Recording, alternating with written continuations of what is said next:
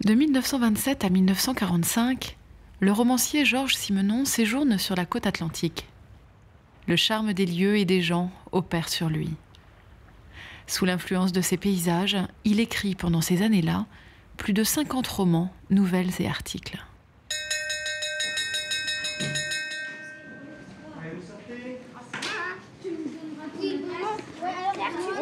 Oui. Attendez, sortez pas trop. Attendez-moi, partez pas trop vite. Benoît, tu donneras ce livre à ton grand-père, parce que depuis le temps que je lui ai promis. Oui, merci. Bon, allez, bon week-end. Allez, filez. Au revoir, maître.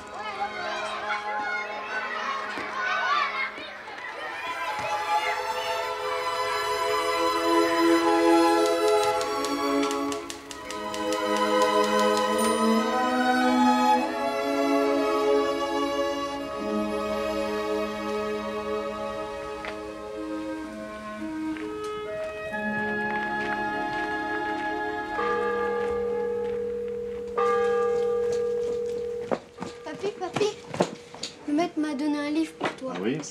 Ben bien sûr, il y a un moment qu'il me l'avait promis.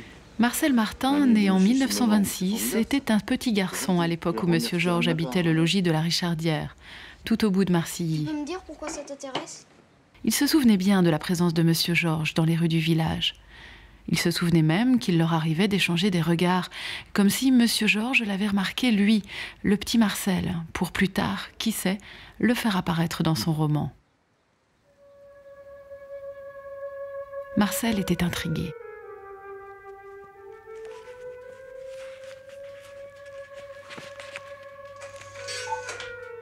Il y a des images qu'on enregistre inconsciemment, avec la minutie d'un appareil photographique. Et il arrive que plus tard, quand on les retrouve dans sa mémoire, on se creuse la tête pour savoir où on les a vues.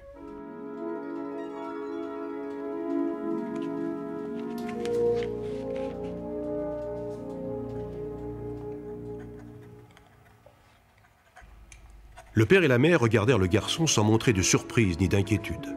« Tu entends, Marcel ?» dit le père. « Oui, papa. »« Réponds aux questions du commissaire. »« Oui, papa. » Il prit l'attitude d'un élève qui s'apprête à répondre à son maître d'école. Des hommes jouaient aux cartes dans un coin. L'auberge sentait le vin, le ragoût, et de la fumée traînait autour des deux lampes. « Vous avez une chambre de libre ?» demanda Maigret. Tout le monde le regardait. Une femme vint l'observer de la porte de la cuisine. À la première lecture de Maigret à l'école, écrit aux États-Unis en 1953, Marcel crut reconnaître les lieux.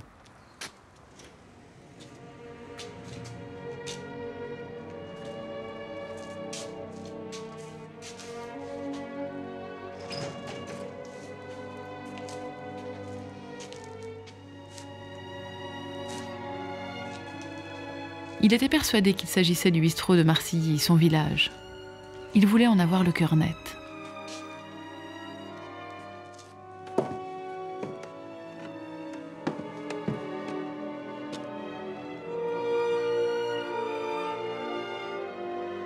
Comme le jeune Simenon, élevé dans la pension de sa mère Henriette, il a grandi dans la grande salle du café des Amis que tenait sa grand-mère, où il se réfugiait après l'école.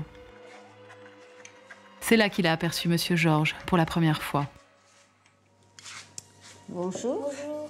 Je t'emporte un petit peu de confiture. Oui, merci. Qu'est-ce que tu vas faire de beau ce soir? De l'orthographe. T'aimes ça? Oui. Très bien. Marcel était un enfant rêveur, habitué à la solitude. Il était curieux de tout. Quelque part, un objet le frappait, un petit détail, une mouche, une tache sur le mur, et de là, il partait dans une longue aventure qu'il se racontait à lui-même.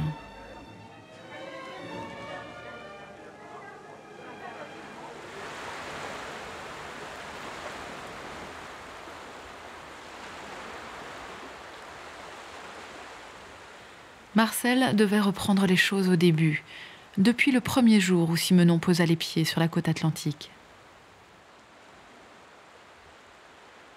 Le ciel des Charentes a d'abord eu sur Simenon un effet assez peu connu. Il a fait naître en lui une vocation de marin, d'amoureux de la mer et de la navigation. C'est à l'île d'Aix, aux portes de La Rochelle, que Simenon a découvert la navigation à voile pendant l'été 1927, en compagnie du passeur de l'île, un certain Georges Ducasse. Simenon, dans ses mémoires, parle à plusieurs reprises, avec beaucoup d'admiration, d'un homme qui l'initia à la manœuvre des voiles et au déchiffrage des couleurs du ciel. Je raconte. Attends, ça vient à peu près, je vais te raconter ce qui m'est arrivé aujourd'hui, là. Ah, merci. Un gars qui est venu à une espèce de gabarit que je connais pas, là, qui m'a demandé de l'emmener en mer pour voir une soi-disant épave de Châtel.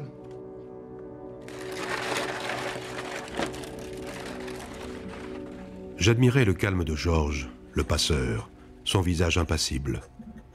À la barre, il ne desserrait pas les dents, et j'étais presque angoissé par le calme qu'il y avait dans la prunelle bleue de cet homme.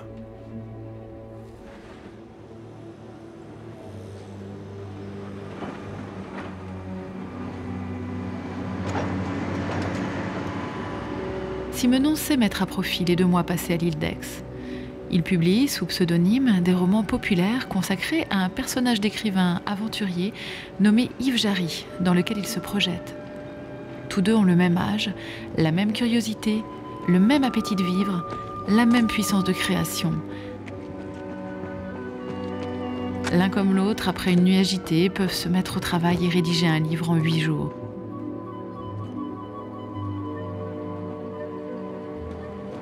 Jarry n'hésita plus. Voilà, je paierai ce qu'il faudra, mais il me faut un petit bateau avec moteur pour une croisière de quelques jours, sans doute. L'autre se grattait la tête. Dans ses mémoires, Simenon revient sur cet épisode de sa vie. En 1927, j'avais commencé à dessiner un personnage nommé Jarry, qui me séduisait. Sa seule ambition était de vivre un certain nombre de vies. Parisien raffiné à Paris, pêcheur en sabot en Bretagne, paysan ici, petit bourgeois là, et puis Maigret est venu qui l'a supplanté. Et je m'aperçois que Maigret est une transposition de Jarry. Lui aussi vit un grand nombre de vies, mais c'est la vie des autres à qui, pendant un moment, il se substitue.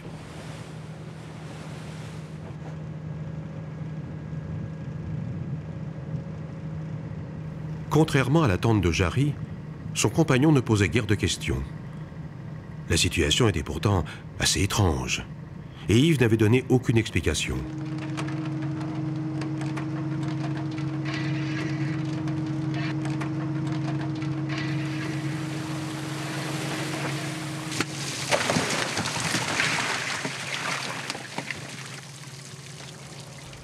En bon marin, le passeur se contentait de tout observer de ses petits yeux aux paupières plissées. Un très léger sourire flottait sur ses lèvres. Que pensait-il exactement? Il n'y avait aucun moyen de le savoir. Le pêcheur tenait la barre. Jarry faisait des efforts constants pour ne pas s'endormir. On avait besoin de lui juste pour changer de bord. Il poussait alors le gui, changeait le bout de la trinquette.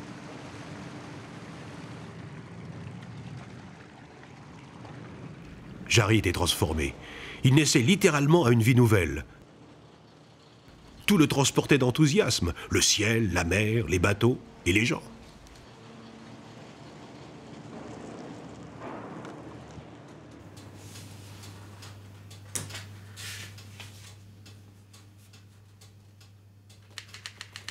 Jarry faisait un effort violent pour cacher ses impressions. En réalité, il était plus ému qu'il ne voulait le laisser paraître, car une hypothèse venait de se présenter à son esprit avec tant d'honnêteté qu'elle ressemblait, à s'y méprendre, à la vérité.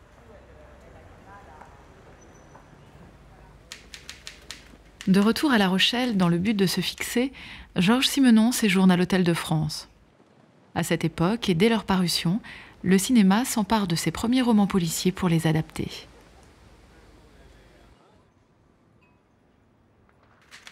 Vous ne voulez pas de mon amour? C'est bien ça. Mon pauvre Yves. Vous êtes folle? Vous êtes folle? Voulez-vous me dire pourquoi je suis malheureux? Vous ne m'aimez pas, Yves, ne protestez pas. Je vous jure que vous allez me faire pleurer. Je ne veux pas vous entendre mentir dans l'intention de me faire plaisir ou de m'éviter une souffrance.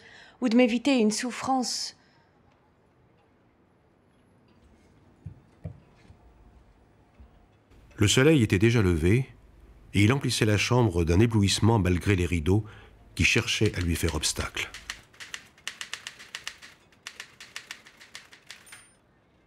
La jeune femme avait les yeux grands ouverts. Elle les tenait fixes, non comme quelqu'un qui vient d'être tiré du sommeil, mais comme quelqu'un qui, depuis longtemps, observe quelque chose.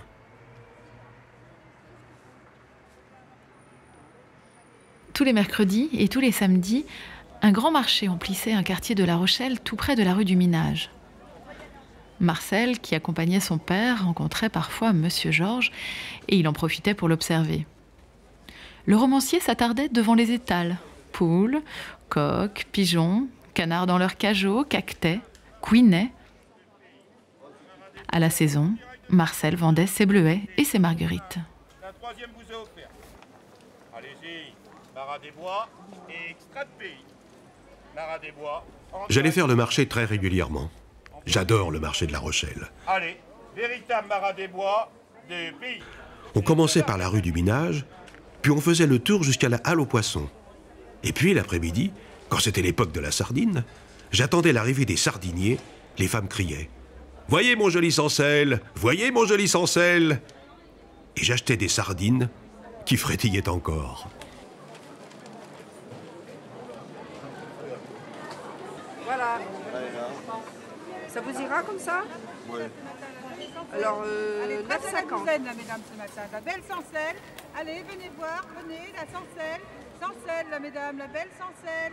Allez-y, approchez, approchez, là, mesdames, la sancelle. Approchez, là, venez voir la jolie sancelle. 13 à la douzaine ce matin, là. Approchez, mesdames, approchez. Suivant le cheminement d'Yves Jarry et de sa compagne, et comme ses personnages, le chapelier Labbé, l'armateur Donadieu, Simenon conclut ses expéditions dans les rues du centre-ville par une halte prolongée au Café de la Paix, où le propriétaire des lieux lui réserve toujours le meilleur accueil. Alors le fils, il a poussé un peu. Oh là là, qu'est-ce qu'il a grandi. Il est mignon là, mais maintenant il a pris... Là, installé à une table du milieu, entouré d'une zone de calme et de silence qu'on respecte, il parle, écoute surtout, hume l'odeur de la grande salle, enregistre gestes et anecdotes. Ceci se raconte, cela tape le carton. Dans un coin, un couple d'amoureux. Là, un vieil homme. Il poussa la porte du café, et rien que le bruit et l'odeur lui auraient appris qu'on était samedi. L'odeur, oui, car les gens du samedi ne prenaient pas les mêmes boissons. Buvez votre café chaud, prononça Jarry. Après une pareille nuit, c'est nécessaire.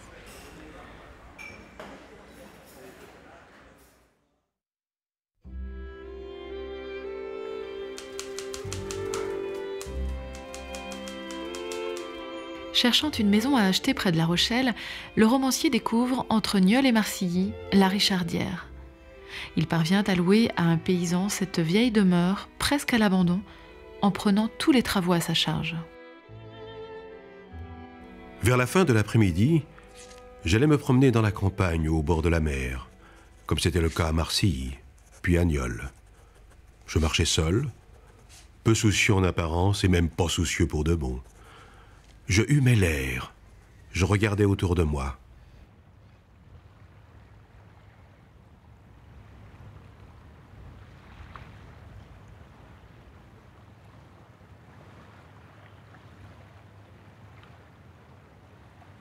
Un matin clair, j'ai découvert une image, la plus forte que je garde depuis en mémoire, celle de paysans de la mer, à marée basse, en dehors des périodes de morte eau. Ce qui est resté pour moi de plus vivant, c'est le soleil, la couleur du ciel, de la mer et des terrasses. À partir d'un détail qui me frappait dans le paysage ou dans l'atmosphère, des souvenirs se mettaient à affluer. Il ne s'agissait plus que de choisir entre ces souvenirs-là, soit un endroit, soit une maison, une famille ou un individu. Marcel se souvient que M. Georges laissait son cheval attaché à une boucle de fer sur la place de l'église à Marcilly. Il empruntait la venelle qui menait au café. Là, il jouait aux cartes jusqu'à l'heure du dîner. Marcel l'observait par la fenêtre à travers les rideaux tirés.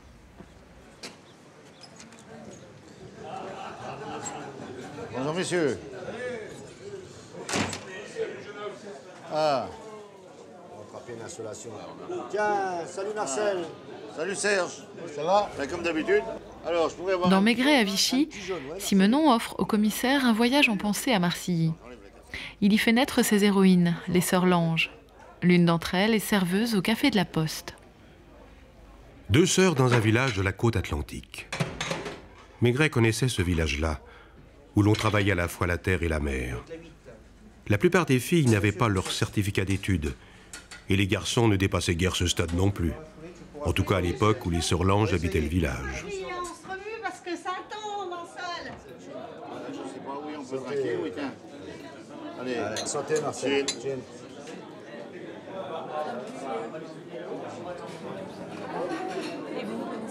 Non. À suivre un bœuf saignant, frites, salade. Vous connaissez la chaudrée fourassienne? Maigret récita. Une soupe d'anguille, des petites soles, des sèches. C'était un vrai parfum qui emplissait la salle à manger. C'est vrai, c'est la chaudrée des deux.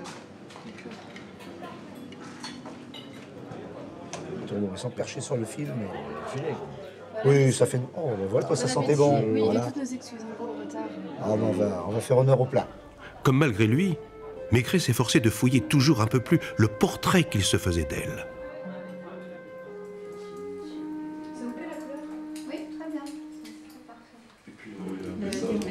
Hélène était une exception. Elle était allée à l'école de la ville et avait acquis assez d'instructions.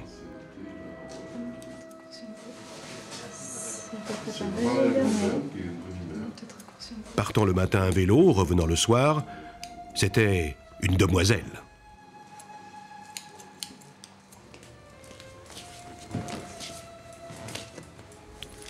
Hélène Lange était arrivée à ses fins à force de volonté froide. Toute jeune, elle avait refusé la vie qui aurait dû être la sienne. S'était tracée une autre voie. Partie d'une pauvre boutique de Marcilly, la voilà patronne d'un des plus importants salons de coiffure de La Rochelle.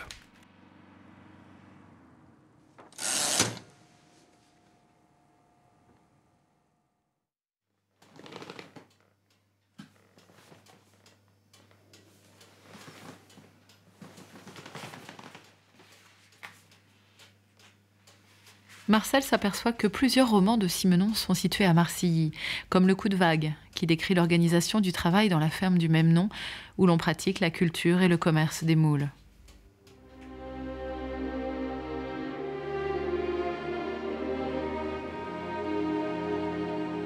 Deux femmes, les tantes de Jean, décident de tout et lui ont toujours caché ses origines. Ce thème sera traité à nouveau par Simenon dans le roman Le Haut Mal, écrit à Marcilly, et dans la nouvelle Les Demoiselles de Queue de Vache, qui date de 1939.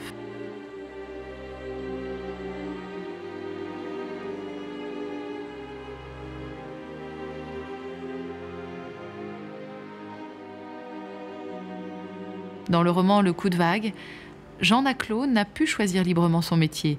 Ses tantes ont décidé pour lui. Son rêve, à 16 ans, avait été de devenir mécanicien et de tenir un jour un garage. Il y avait renoncé parce que ses tantes prétendaient le garder auprès d'elle. Ce rêve d'enfant de Jean, Nicolas va le réaliser pour lui-même. Il a grandi dans une ferme qu'il n'a pu reprendre par la suite. Il est alors devenu mécanicien.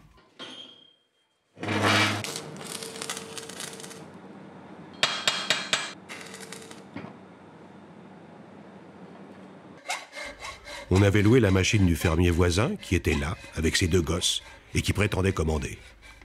2 fois le moteur s'était calé. On avait fait venir un mécanicien, tandis que les hommes se couchaient à l'ombre de la meule. On vivait dans le vacarme du moteur, des transmissions, de la ferraille en mouvement, et dans un nuage de fine poussière dorée qui pénétrait partout, dans les yeux, dans la bouche, dans les narines, et qui s'enfonçait jusque dans les coutures des vêtements. C'est bon.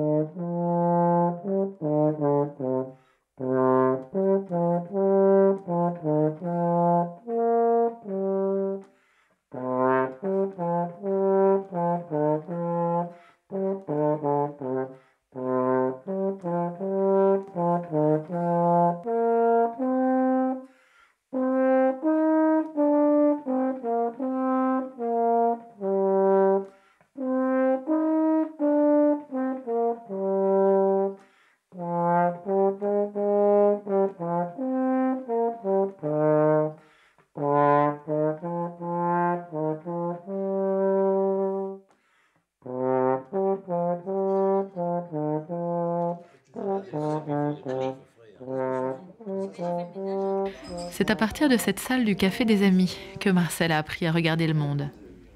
Monsieur Georges, quand il ne jouait pas aux cartes, restait discret à une table du fond. Il y avait là des ouvriers qui buvaient de la bière pression, des retraités, des journaliers, comme son ami Doudou, le marginal, et des boucholeurs, qui partaient toujours les premiers, attentifs à la marée qui les obligeait à prendre la mer très tôt le matin. Voilà. À ce moment-là, il aurait eu 10 en 1914, ça permettait de faire un autre. 58, 62, 73, 78, 82, 92. Vous êtes dedans, c'est pas possible. Oh, mais là, plus. C'étaient les boucholeurs, les éleveurs de moules en somme, qui, bottés de caoutchouc, s'en allaient à mesure que la mer se retirait, cultiver leurs champs de moules. Car entre La Rochelle et la pointe de l'Aiguillon, le cultivateur n'est pas seulement un homme de la terre, mais aussi un homme de la mer.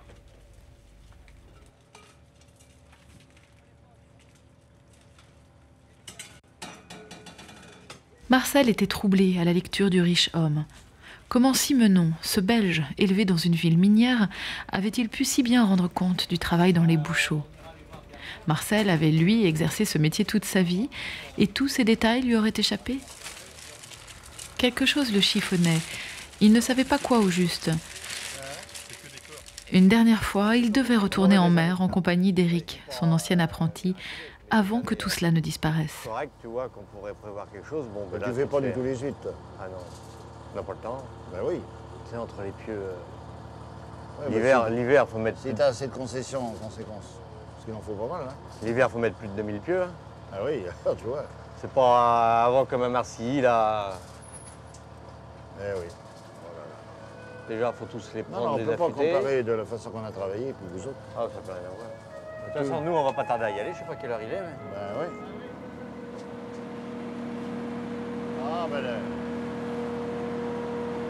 Monsieur Serron dans la salle. Ouais, d'accord, d'accord. Salut la maison Serrandon.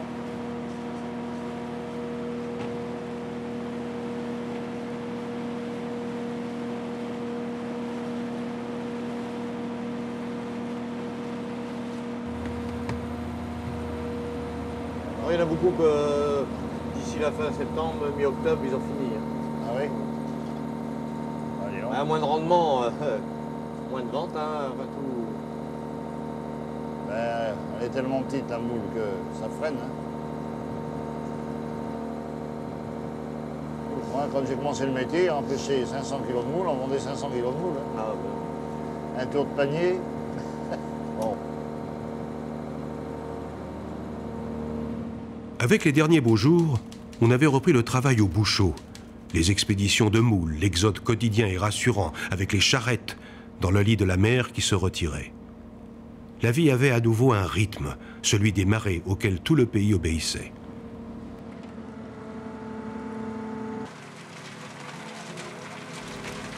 À 16 ou 17 ans, il ne savait pas au juste, il avait pensé devenir marin-pêcheur. Mais à Marcilly, tout le monde était boucholeur ou fermier, souvent les deux à la fois. Il avait fait comme les autres, et il n'avait aucune raison de s'en plaindre.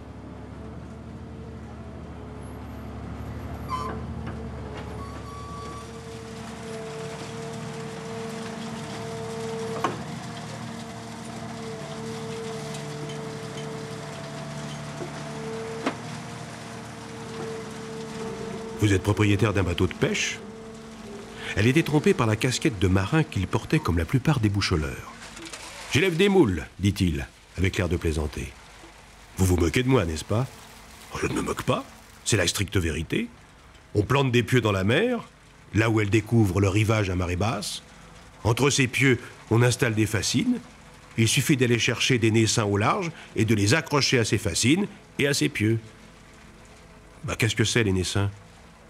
Bah, de toutes petites moules agglutinées les unes aux autres.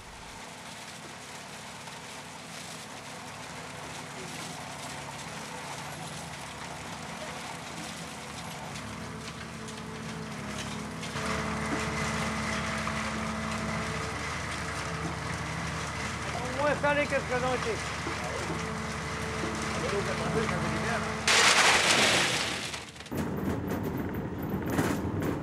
À Marcilly, les anciennes amies des sœurs Lange continuaient à gratter le matin les bancs d'huîtres et à travailler au bouchot. Elles s'étaient mariées, élevaient des enfants qui jouaient à leur tour place de l'église.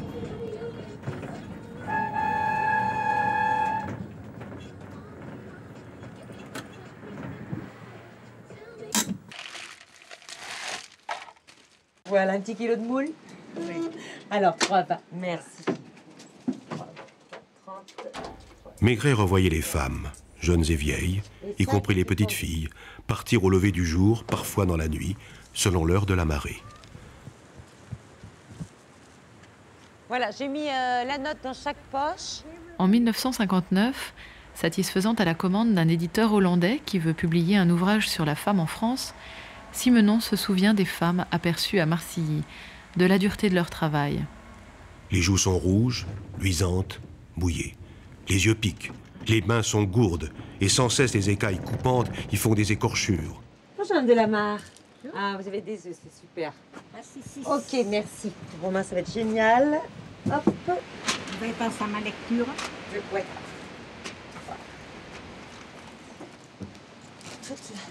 Plein de bouquins. Important la lecture. Ils m'ont croisé. Oui, allô? Oui, bonjour, ma petite dame, c'est moi. À l'heure? Oui, bah écoute, ça va bien. Ouais. Non, je manquerai pas de moules. Ah, et en huître? Tu t'en ramènes? J'en commanderai pas? Ça ira. Je te remercie. Allez, bisous, à plus tard. Allez, bisous, à tout à l'heure.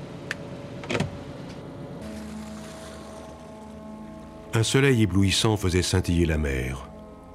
Au loin, on apercevait les voiles brunes des barques de pêche qui traînaient le chalut.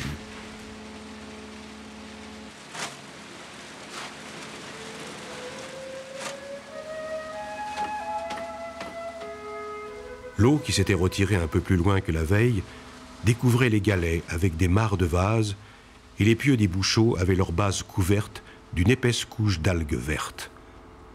C'était le moment de la journée qu'il préférait.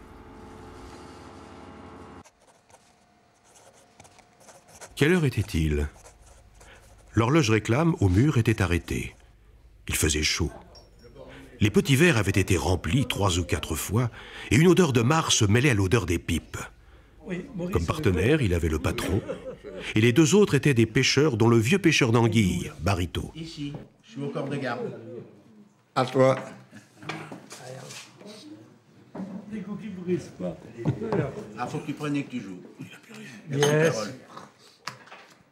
Si, puis 9. Ah, je connais. Tu prends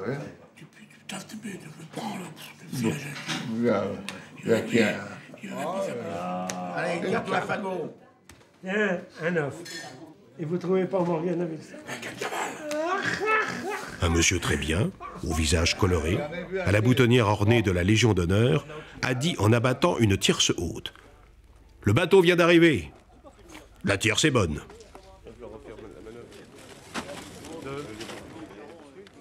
Préparé par Carole. Papillote. Oui. Ces cafés-là, ce sont les femmes qui les tiennent, tandis que les maris ont leurs occupations. Et souvent, elles servent les clients en traînant un enfant accroché à leur jupe, quand elles n'ont pas, en outre, un bébé sur le bras. Maintenant, on va l'aider. Allez. Allez, hop, tac. Et alors, comment t'as trouvé les bouchots ce matin, depuis le temps que tu n'y as pas mis les pieds? Ah ben, bien. Ça change. Je croyais pas que sur les côtes de Vendée, il y en avait tant que ça. Ah, bah écoute, c'est la Canal+. Bien sûr, bien sûr. Ah bah, ils aiment les moules. C'est beau, c'est Quand bon. on mange des moules, on dit qu'on est moulu. On est moulu. Quand on mange des coques... Je croyais que tu devais chanter, oui, matelot. Ah oui.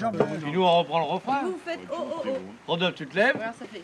Non, mais... Sacré ouais, je me lève, matelot, oui. eh oh. Quand ils reviennent des bouchots, Eh oh. s'arrête au bistrot, Eh oh, oh, oh, oh, oh. Mango Massono, eh oh. Léon Famillo, eh oh. Et Kiki Garo, eh oh. Oh, oh, oh, oh, oh. Bravo, bravo. Quand t'es cité souvent,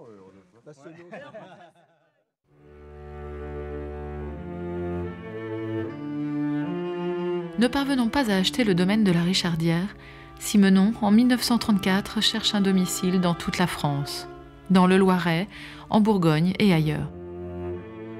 À Noël 1937, Simenon apprend qu'une maison est à vendre, route de la Mer, à Nieul, tout près de Marcilly. Elle lui convient parfaitement et la vente est fixée au début du printemps.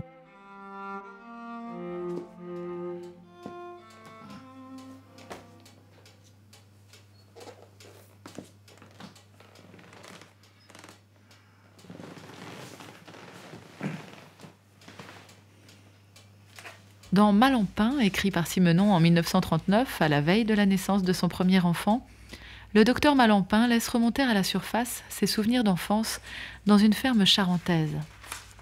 Il s'interroge sur l'image que son fils gardera de lui plus tard. Lui aussi a le souvenir d'un père travailleur et peu bavard.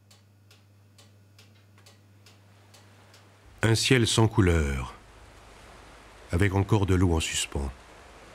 Une lumière venue de nulle part, ne donnant pas d'ombre, pas de relief aux objets, accusant la crudité des tons. C'étaient ces tons, justement, ceux de la campagne qui nous entourait, qui faisaient mon cauchemar, dans le sens littéral du mot.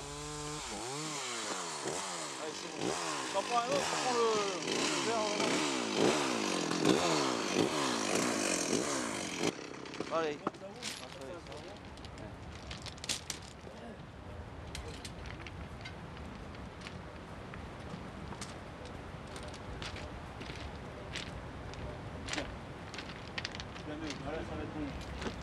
Il pleuvait toujours, et toujours cette même pluie fine qui avait tombé toute la nuit et qui semblait ne devoir jamais s'arrêter. Un ciel sale, une mer d'un gris verdâtre du plus démoralisant effet. De la boue dans les rues, une boue répandant une forte odeur de résidus de poisson.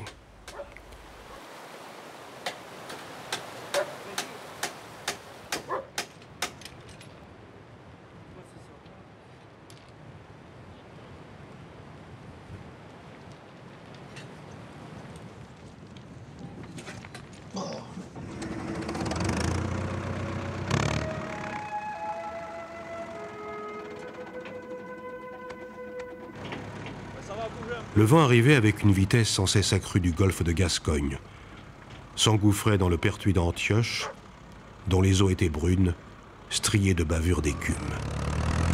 Et dans le fond de la baie, les paquets d'eau venaient heurter la bordure de galets qui défendaient les terres basses. Il y eut une alerte le premier soir. Des hommes partirent avec des lanternes, mais il n'y avait rien à tenter. La levée avait cédé et une bonne moitié des terres de la pré aux bœufs et de la ferme voisine étaient déjà sous l'eau.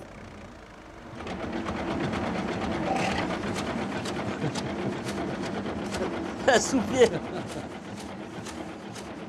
La Pré aux Bœufs, cette ferme isolée qui jouxte la Richardière, est le cadre du roman Le Haut Mal, qui décrit la lutte féroce que se livrent plusieurs familles pour sa possession.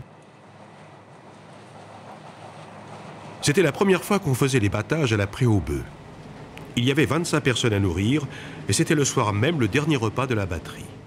Une charrette passait, pleine de sacs de blé, frôlait la fenêtre avant d'entrer dans la cour. Les gosses dehors, qui étaient les gosses d'un fermier voisin, s'étaient approchés de la machine, et la petite fille se tenait prudemment derrière son frère. « Il y aura de l'orage !» soupira la femme à la vaisselle. « Le blé sera rentré avant. »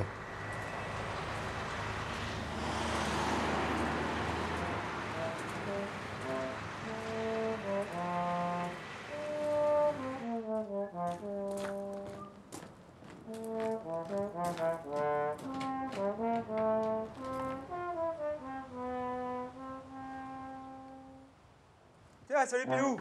Ah, pas là. Alors, t'as déjà commencé? Ouais, bah oui. Alors, débauche? Ouais. Bon. On regarde un peu. Je vais reprendre ce truc là. Bah, moi, tu sais, ça commence à... On essaye? Ouais. C'est le départ? 3-4, hein? Ouais. 1, 2, 3.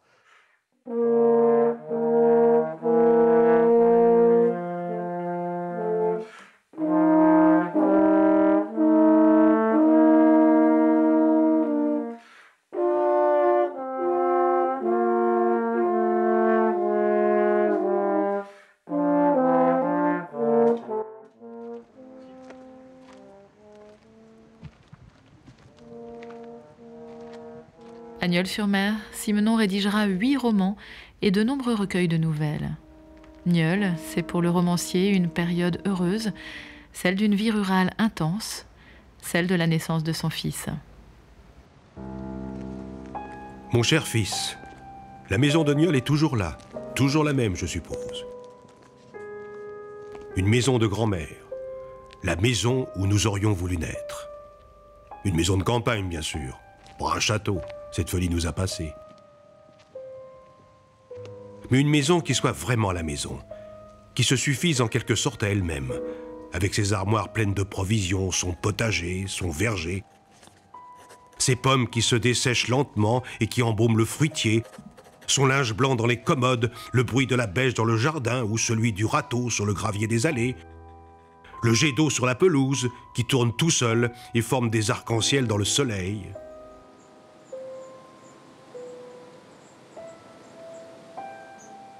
Il y a, au fond du verger, un ruisseau d'eau vive et des anguilles dans le fossé. Il y a 2, 3 petits ponts, un bois en miniature où je voulais te construire une cabane en rondin pour jouer au trappeur.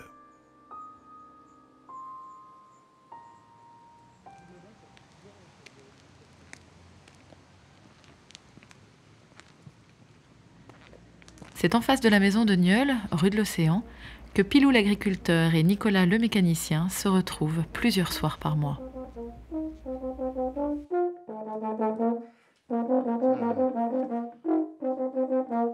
J'entendais de la musique. Bonjour les amis. Ah, bah tiens, monsieur Martin. Comment ça va? Ben, ça va, ça plaisir de va. vous voir, Marcel. Salut. Alors, j'entendais de la musique, j'ai dit, faut que j'aille les voir, ces amis là. Bah oui, bah on Ben répète oui. un petit peu, ouais, tu sais. Ben c'est bien.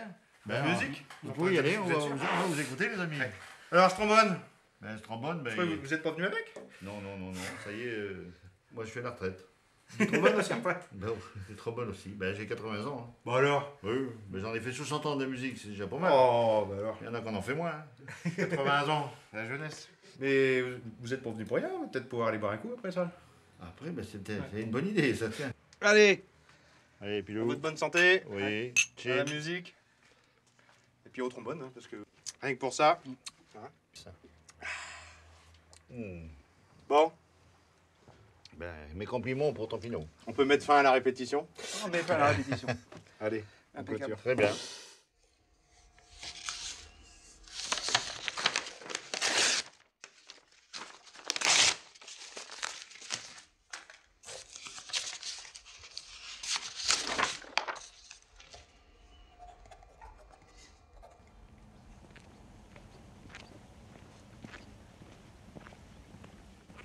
Pourquoi cette auberge sur le bord du chemin? Pour les chasseurs de cadars et de vanneaux? Marcel se souvenait que M. Georges venait faire provision de civelles à l'auberge des Trois Sirènes, au Pont du Brou, à Charon. La maison avait alors la réputation d'offrir bien d'autres réconforts. Il y avait une pompe à essence peinte en rouge, tandis que sur le pignon figurait une grande réclame en bleu pour une marque de chocolat. De l'autre côté du pont, une masure, une vraie cabane à lapins, la maison du vieux Nicolas, qui était pêcheur d'anguilles.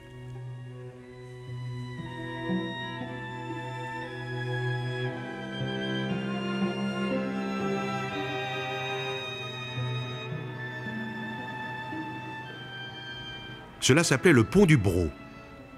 Et il y avait un pont, en effet, un long pont de bois sur une sorte de canal vaseux que la mer gonflait 2 fois par jour. Mais on ne voyait pas la mer. On ne voyait que des prés marais coupés par une multitude de rigoles, et très loin, sur la ligne d'horizon, des toits plats, des fermes qu'on appelait des cabanes.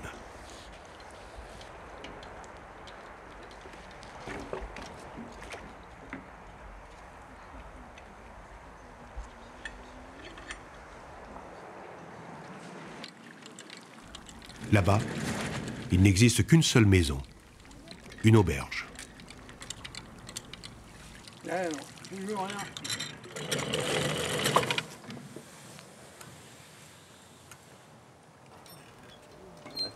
5, 6, 7, 8 pêcheurs. Eh bien, dis donc. Mais quand il fait mauvais, vous venez là aussi? Aussi, ça arrive. Oh là. Alors, Ah, faut être mordu. oui.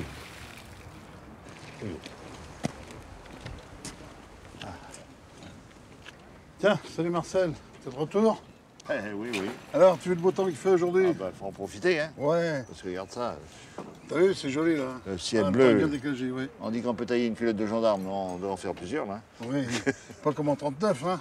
Oh là là, En même temps. oh là là, ça me rappelle les souvenirs, ça. Je sortais de l'école. Puis j'ai dit, tiens, il faut que j'aille faire un tour dans le marais.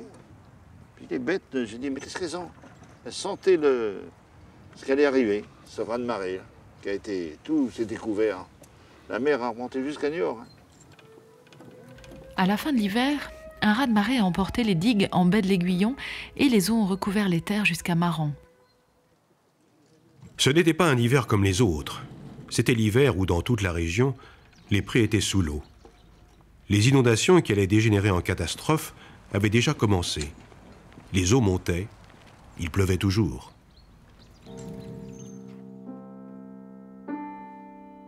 Le 3 septembre, la guerre est déclarée.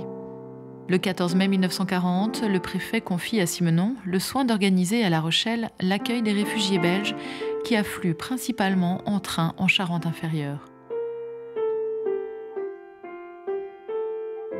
4 jours plus tard, Simenon est appelé au port où venaient d'arriver plusieurs bateaux belges partis d'Ostende.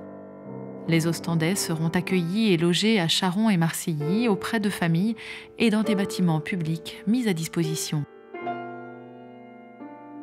Pendant 3 mois, Simenon se dépense sans compter. On le voit partout s'activer avec ses bénévoles pour regrouper les familles dissociées, pour loger, nourrir et donner du travail à plusieurs milliers de réfugiés. Ce travail administratif et l'installation des réfugiés constituent la toile de fond de 2 romans écrits plus tard, Le clan des Ostendais et Le train.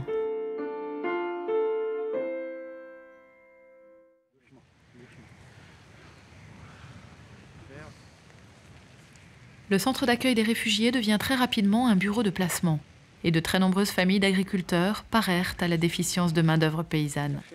On le sait à votre peine? Non. C'est bon. Madame Berthe reparlait aux Ostendais du dîner les attendant à la mairie. Ils entrèrent, les uns derrière les autres, dans la salle qui servait pour le bal du 14 juillet. Regardèrent les tables improvisées, les couverts, les bancs. De temps en temps, on essayait, après leur avoir souri, de leur faire comprendre quelques mots de français. Bon Marcel, c'est toi l'instit aujourd'hui. Oui, c'est toi qui vas m'expliquer. Est-ce que j'ai commencé? Je suis pas sûr. Tu vois là-dedans, il faut que tu fasses attention parce que toutes les graines qui tombent par terre, tu les récupères pas. Hein. D'accord, que les grappes. Il faut mettre toute la grappe complète, tant que possible, dans le récipient. Ok. Mais c'est les plus belles là. Oui. Tout à l'heure, non? Très vite, Simenon est lui-même rattrapé par l'histoire, au point de ne plus être libre de ses mouvements. Et 3. Hein? Là, ça, il y en a des belles, hein. Je suis allé, comme chaque matin, au commissariat de police signer ma feuille de présence. Ta mère, dès que tu seras habillé, ira à son tour. Nous n'avons pas le droit de quitter le territoire de la commune. Pourquoi? Parce que nous sommes belges. Sont considérés comme suspects les étrangers, les apatrides et les juifs. Allez, d'un seul coup, non? Oui, allez.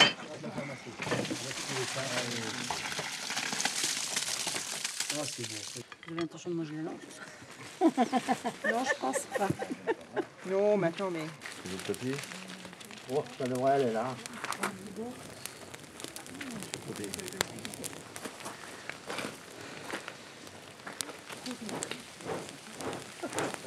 Allez, recule. Tu recules. À hauteur. À hauteur. Et voilà. Ah, oui, oui, oui. Allez, en avant, là, c'est le moment.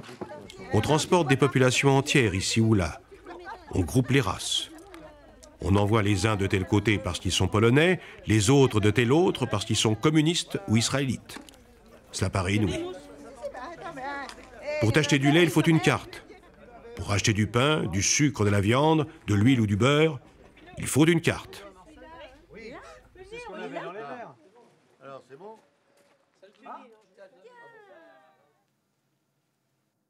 À 14 ans, Marcel travaillait dans une ferme où il s'occupait des chevaux et où il côtoyait de jeunes réfugiés belges de son âge. C'est à la ferme qu'il a appris le départ de son frère Jean pour l'Allemagne. Ce frère qui ne reviendra pas.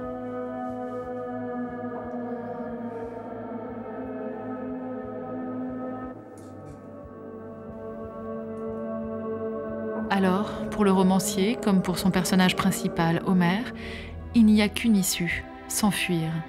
S'enfuir en emmenant avec lui sa famille. Homer, le chef des Ostendais, ne riait pas, ne souriait pas. Il avait fait son métier d'homme. Il avait fait ce qu'il avait pu, du mieux qu'il avait pu, pour qu'ils soient tous ensemble avec leurs bateaux, avec leurs enfants, avec leurs affaires, avec tout ce qui faisait leur vie, loin des Allemands et de toute contrainte.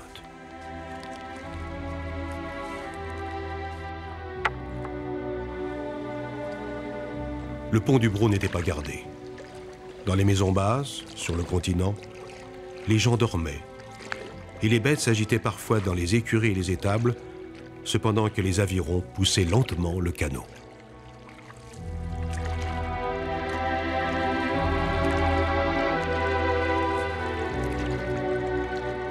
L'intensification des bombardements alliés sur la palisse, la réquisition ultérieure de la maison par les autorités allemandes font qu'il devient trop dangereux de rester vivre à Nieul avec un enfant en bas âge. Simenon, qui croyait habiter la maison de grand-mère jusqu'à la fin de ses jours, ne sait pas encore qu'il n'y remettra plus jamais les pieds. C'est le début de l'exil vers la Vendée toute proche.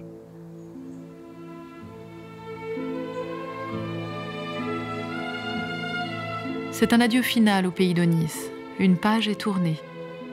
Heureusement, les romans écrits plus tard permettent de revenir sur les lieux en imagination et d'en commémorer le souvenir.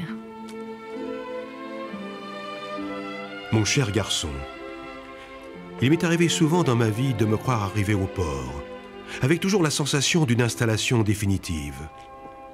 J'ai connu une allégresse semblable quand j'ai découvert en 1932 la Richardière, seule, avec son pigeonnier, au bout des prés et des champs, avec son bois vibrant d'oiseaux et la mer en bordure.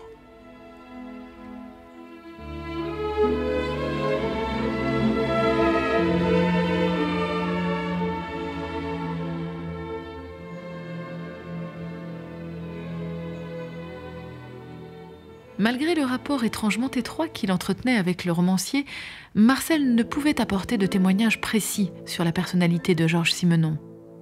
Ce rentier qu'il n'avait jamais vu travailler avait pourtant créé des milliers de personnages. Pour réaliser cet exploit, il s'était sans aucun doute saisi des détails extérieurs des gens de la côte atlantique. C'était curieux de découvrir dans leurs visages ridés au sillon profond des yeux qui, quand ils se regardaient, prenaient une expression naïve, enfantine. Pourquoi Maigret les imagina-t-il soudain dans la cour de l'école? Leur rire, les coups d'œil qu'ils échangeaient étaient encore des rires, des coups d'œil d'écoliers. Ils avaient fait leur classe ensemble. Plus tard, ils avaient emmené les mêmes filles dans les fossés et ils avaient assisté au mariage les uns des autres, aux enterrements des parents, aux noces des enfants et au baptême des petits-enfants.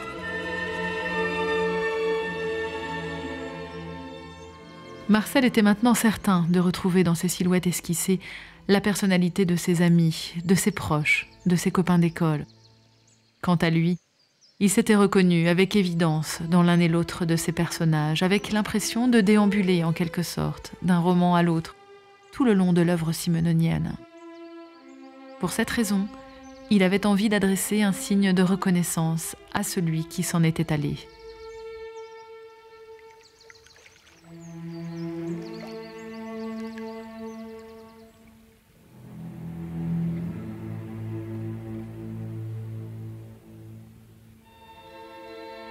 Maigret ferma à moitié les yeux, cherchant une autre question à poser. « Je te remercie, Marcel. Si tu avais quelque chose à me dire, si par exemple tu te souvenais d'un détail que tu as oublié, je voudrais que tu viennes me voir tout de suite. »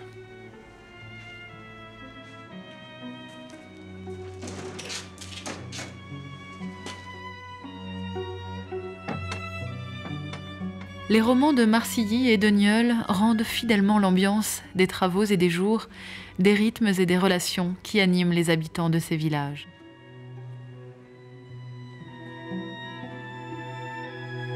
Après 1940, alors que le romancier n'habite plus ce pays qu'il a beaucoup aimé, il fait encore davantage confiance à sa mémoire, à ses souvenirs et à ses émotions pour continuer la mosaïque d'un monde imaginaire devenu pour nous l'univers romanesque de Georges Simenon.